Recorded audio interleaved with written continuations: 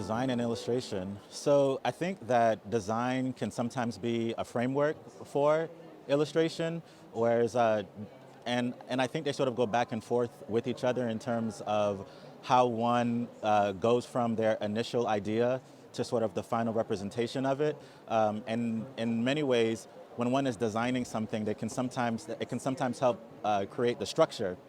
for what will then become a very compelling illustration. And sometimes the illustration will reveal itself to be an interesting design that can then be studied by others for future creative projects.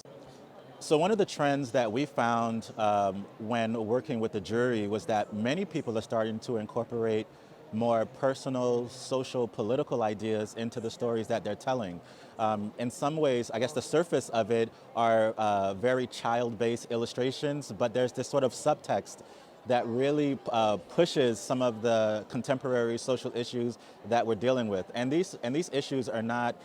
necessarily, I wouldn't say they're innovative in a sense, because Dr. Seuss had been telling us about environmental issues during his time, but I do think it's very relevant and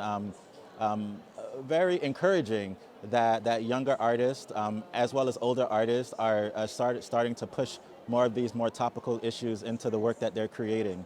so that children can read these stories now and be sort of influenced